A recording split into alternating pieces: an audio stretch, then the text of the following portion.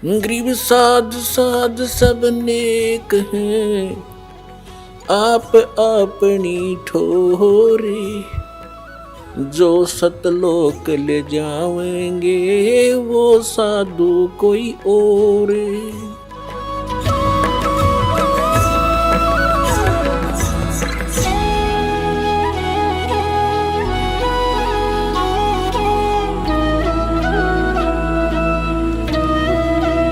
पुण्यात्मा वो संत, वो ब्राह्मण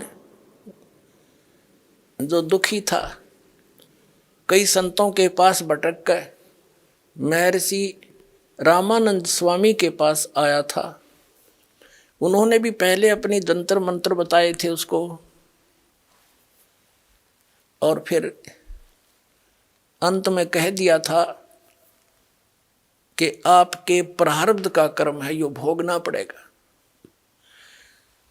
और कहा, परमात्मा ने टोक दिया उनको कि स्वामी जी, यदि साधक को अपने पापों का कर्म ही भोगना पड़ गया तो भक्ति की क्या आवश्यकता रही। तब मैं उस स्वामी रामानंद जी महर्षि ब्राह्मण ने कहा था कि बच्चा, ये तो वेदों में यही प्रमाण है और पुराणों में भी यही प्रमाण है। सभी ऋषि महर्षि यही कहते हैं कि किया हुआ कर्म तो भोगना ही पड़ेगा।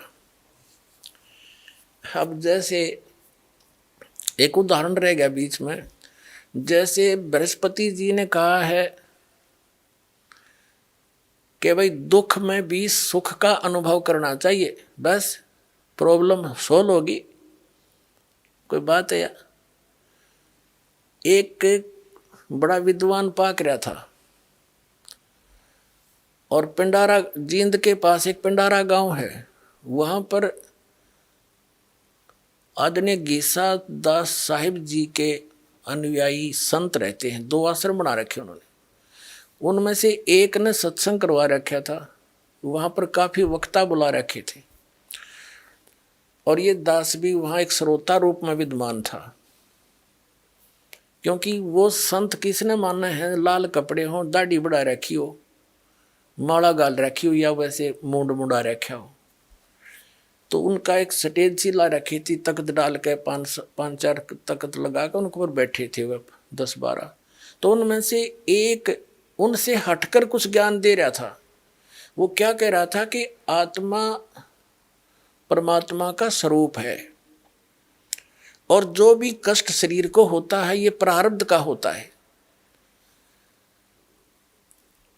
तो वो आत्मा को कष्ट नहीं होता, वो तो शरीर को होता है। और हम अज्ञानता के कारण हम अपने को कष्ट मान लेते, इसलिए दुखी होते। जिस दिन आप ये मान लोगे कि जो दुख तुम्हें है ये शरीर का किया हुआ दंड है, ये शरीर को कष्ट है, आत्मा को थोड़ा ही है, उसी दिन आप सुखी हो जाओगे। अब उसने 2-3 पहले दिन ये वचन करे तो सारे भगत जो श्रोता थे उसके प्रभावित हुए, वाह वाह बड़ी अच्छी बात बताई।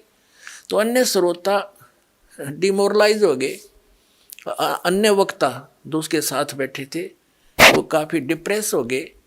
भाई ये बोले, ये तो सारे इसके पीछे लग लिया। ज्ञान तो उनने भी शायद था, दूसरा ने भी, वो थोड़े सा हटकर कुछ अटपट कर रहा था, और कुछ उसकी महिमा बताई जा रही थी कि बड़ा विद्वान है, 4 विषय का आचार्य है।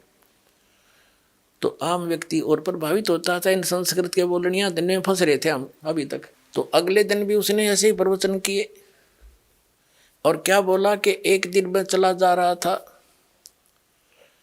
एक व्यक्ति रोग से चिल्ला रहा था। मैंने उसको बैठा, उसके पास खड़ा हुआ, उसको समझा कि भाई ये जो कष्ट है तेरे शरीर में, ये शरीर को है, आत्मा को कष्ट थोड़ा ही है। तू आत्मा है, शरीर नहीं है। कहते इतना कहते ही वो चिल्लाना बंद कर दिया। उसने अपने आप को समझा और उसका शरीर को कष्ट है, रहा रहेगा आत्मा। उसने अपने आप को जान लिया कि मैं आत्मा हूं, उसको कोई कष्ट रहा नहीं। तो अब देखो, भोली आत्मा जो श्रोता है वो तो बेचारे संतों की बात ने सारी सच्ची मानते हैं, सभी को सच मानते। तो बड़े प्रभावित हुए कि भाई ठीक है, तो बात भी सही है, बिना ज्ञान के तो सारी सही लगे हमने। अगले दिन, तीसरे दिन शाम ने सत्संग किया उसने, 12-1 बजे तक सत्संग करके वो अपने कमरे में चला गया। कमरे दे रखे थे उनको अलग उस आश्रम में। उसके 1 बजे से 1:30 बजे से पेट में दर्द हो गया। वो ब्रह्म आत्मा के पेट में दर्द हो गया, चिल्लावा डांगर की डाल, हाय मर गया, हाय मर गया। अब दूसरे आश्रम में गाड़ी थी, उड़द कार ले मांग के वो उस आश्रम वाला महंत संत उसको लेकर जींद ले गए प्राइवेट हॉस्पिटल में, वहाँ दाखिल कराया, 5-4 इंजेक्शन लाए। तो सुबह आया वो 4 बजे से, वह पीड़ा खत्म हो गई जब पेट की, वापस आया। तो गाड़ी आई तो सब उत्सुक थे भी क्या रहा, संत ठीक हो गया कि नहीं। तो वो संत दूसरे जो नकली तो वह भी थे, लाल कपड़े वाले, वह वीर श्रोता भी गाड़ी के चारों तरफ आकर खड़े हो गए। तो वो संत जो उसके साथी वक्ता थे, उनका तो दर्द वहाँ रह रहा था। वो कहने लगे, बाबा जी, ए महापुरुष, तू तो आत्मा है, तेरे को कष्ट तो था ही नहीं, तू क्यों डिड्डा रहा था रात को, तूने मान क्यों ना लिया मैं आत्मा हूँ। वह कहता चल चल अपना काम कर, जो कह अंदर पड़ गया।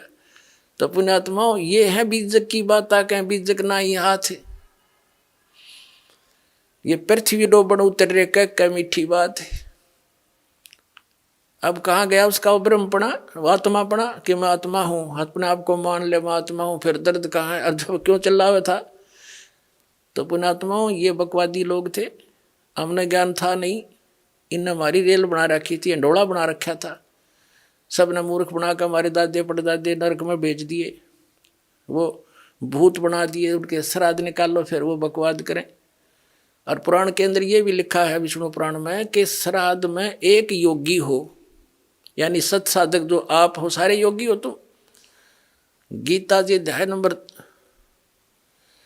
2 के श्लोक 53 में गीता ज्ञानदाता कहता है कि अर्जुन, जब तेरी बुद्धि भिन्न भिन्न प्रकार के भ्रमित करने वाले ज्ञान वचनों से हटकर एक तत्व ज्ञान पर स्थिर हो जाएगी, तब तक तू योग को प्राप्त होगा, तब तक तू योगी बनेगा, भगत बनेगा। सही तो आपको पहले दास योगी बनाता है, और यहाँ जो दान पुण्य किया जाता है, तो आप तो यहाँ हजारों की संख्या में, एक महीने में तो लाखों की संख्या में योगी भोजन करते हैं, तो आपके पितरों का तो उद्धार हो जाएगा।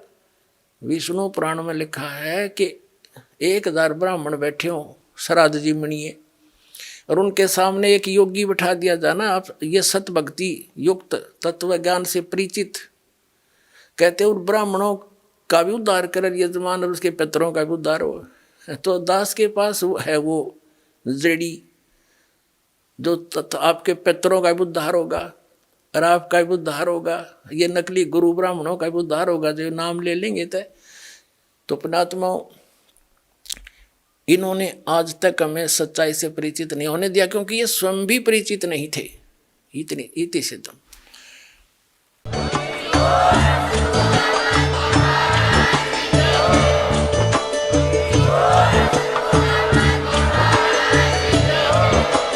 आप सुन रहे थे जगत गुरु तत्वदर्शी संत रामपाल जी महाराज जी के मंगल प्रवचन। अधिक जानकारी के लिए विजिट कीजिए हमारी वेबसाइट www.jagatgururampalji.org। संत रामपाल जी महाराज जी के शुभ आशीर्वाद से पूरे विश्व भर में 500 से भी ज्यादा नाम दीक्षा केंद्र हैं, जिन पर संत रामपाल जी महाराज जी द्वारा ऑनलाइन निशुल्क नाम दीक्षा दी जा रही है। अपने नजदीकी नाम दीक्षा केंद्र का पता करने के लिए संपर्क करें 8222880541।